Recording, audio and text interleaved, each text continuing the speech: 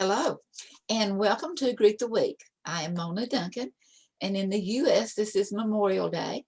So we think about and remember and honor all of our soldiers.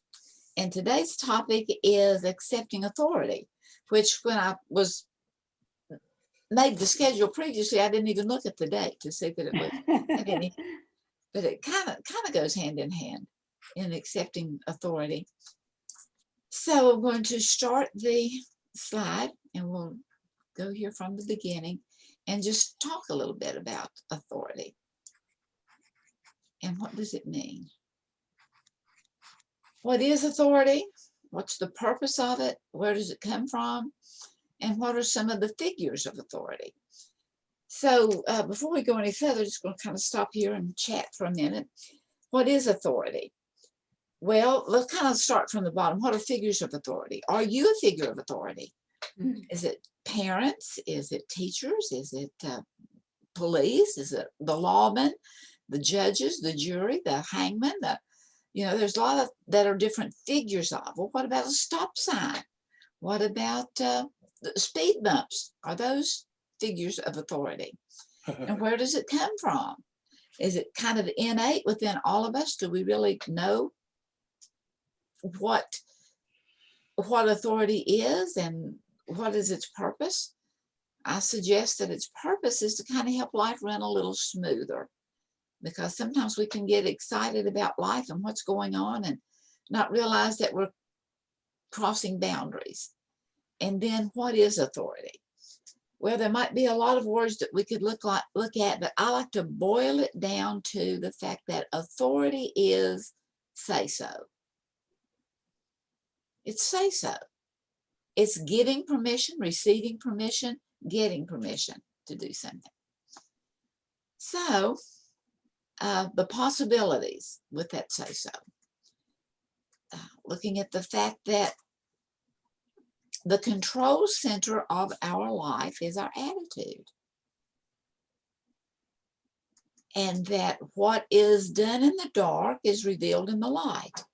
Even though we may think we can sneak around and do something and not be found out, there's just something about life in general and authority in particular, and that it has a tendency to show up. And then the more one disregards authority, the more one is forced to submit to it. That is just that lingering thing. And that all of us, everyone worldwide, has an innate knowing of right from wrong, with this inward compulsion to do the right thing. And we can get confused on it. And then it's malicious. There was a child that when something was so good, she would just delve into it and she'd say, "Ooh, this is malicious." Well, it was a childish mispronunciation of delicious.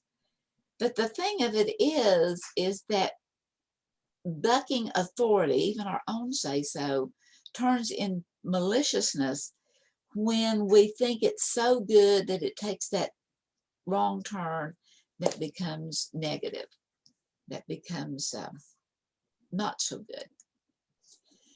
So I wanted to start off with the kindergarten question. I'm going to ask there's 4 parts to it, or 5 parts. And what is, and let you know right up front that 70% of kindergartners just have the correct answer to it. But what is greater than God? And depending on who all is watching this later, just looking this, that it's kind of like the thought of Mother Nature or the man in the moon.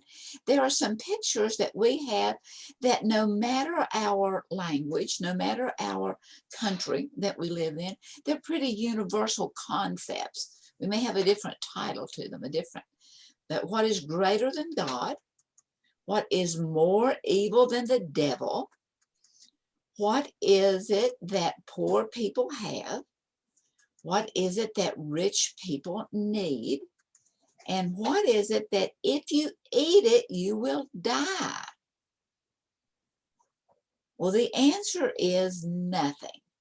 A big fat nothing.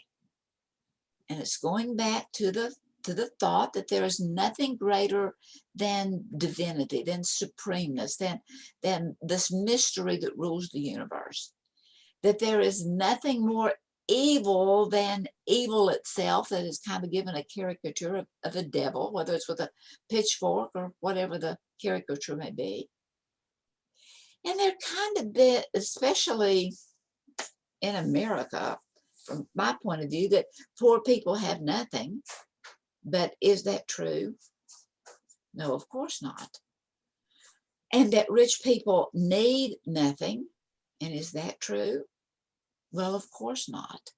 Because poor or rich, we all have these basic needs that drive us to fulfill them. And one of those is power, that can kind of sometimes get in the misuse of authority.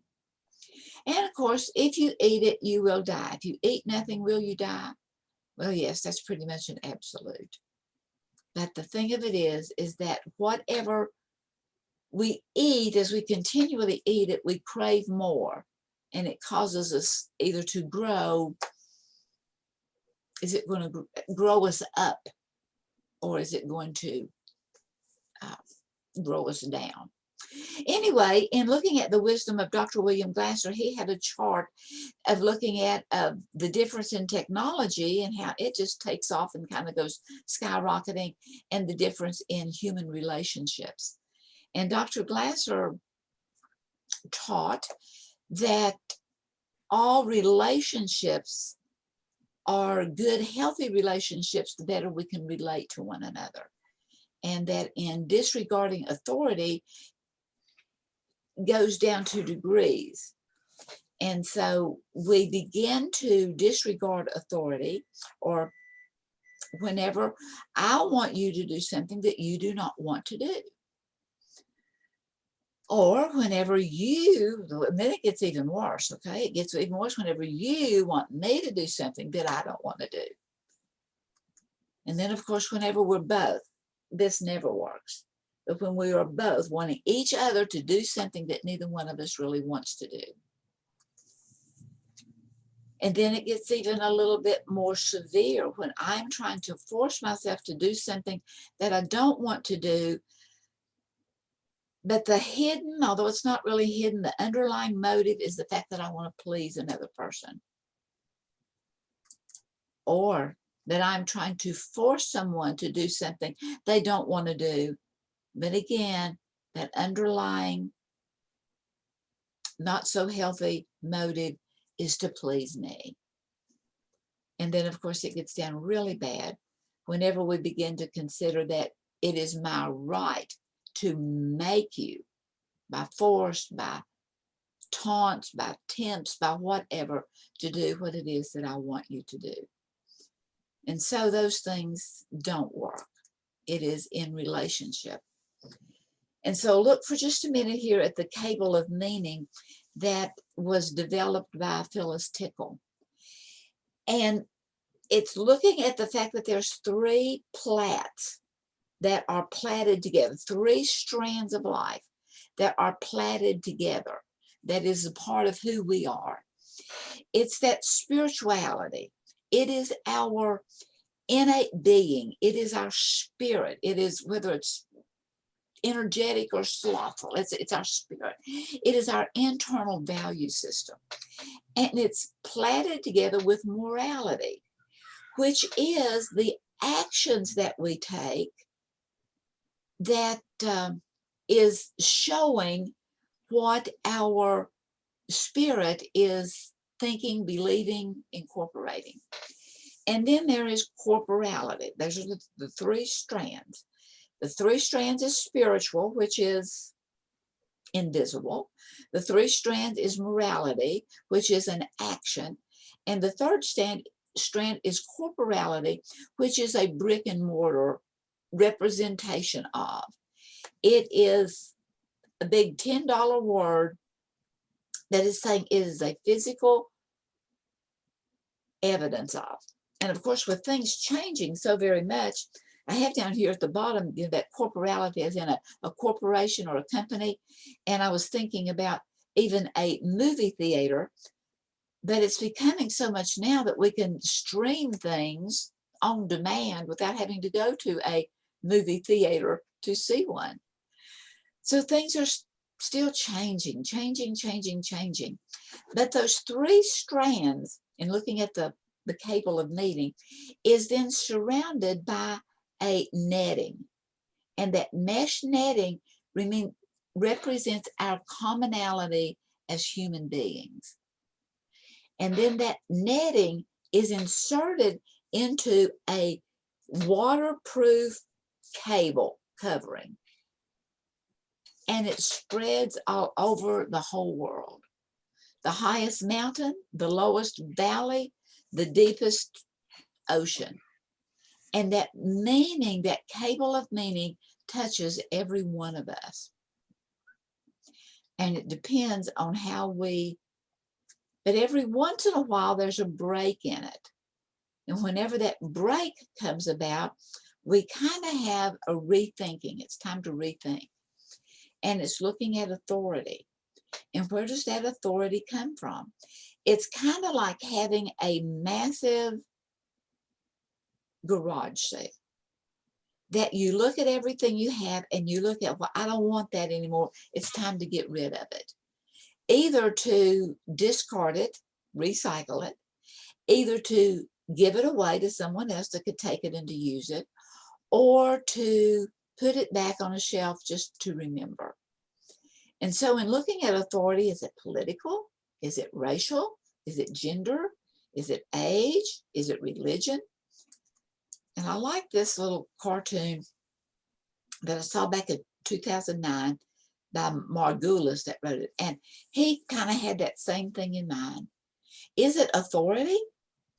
Well, let's look here and see. Is it political? So we marked it out. No, it's not. You know, it's not Republican, it's not Democratic, it's not Whig, it's not whatever. Does it have to do with racial? We're looking at all of the different type of colors and marked through it. No, it's not that. Well, it has to do with gender. No, doesn't have to do with that. Does it have to do with age or religion? No.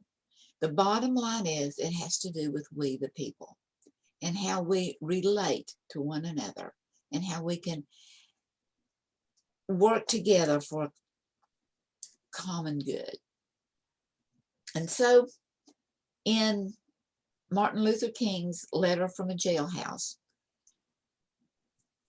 I took that and I began to look at what is a just law and what is an unjust law. And a just law is a man-made code. It is we the people. And whether it is we in the United States, whether it is we in Texas and California, wherever you happen to be, or whether we are working with our allies, there's a code of engagement. But the laws they're man-made, but it squares with the moral laws of the universe. It is a code that is set by the majority that compels the minority to follow, but that the majority or the code setters are willing to follow it themselves. A just law is the sameness made equal, meaning that the speed limit applies to me as much as it applies to the president or to you or to anyone else. And that a just law uplifts humanity, meaning that if the common person gets a ticket for breaking the speed limit, so must the policeman if he's just driving as a citizen and breaking the law. An unjust law is a man-made code that is out of harmony with the moral laws of the universe. It is an unjust law is a code that the majority inflicts on the minority, but it's not self-banding. Do as I do, not as I say. Do as I say, not as I do. An unjust law in reality is no law at all. And an unjust law degrades humanity distorts the soul, and damages the personality. Well, this is Memorial Day, and a day to remember soldiers and to honor those active as well as those that have helped to keep our nation, our world as sane as it is. And remembering that in the Declaration of Independence here for the United States is a supposition that we the people together, hold these truths to be self-evident, that all men are created equal, that we are endowed by a supreme source, and that we have certain unalienable rights, and they include life, liberty, and the pursuit of happiness. But in the process of pursuing all those things, may we pursue it in a way that is loving and kind and engaging, and that is for the good of the whole. And thank you for being here for our little chat today, and go in peace.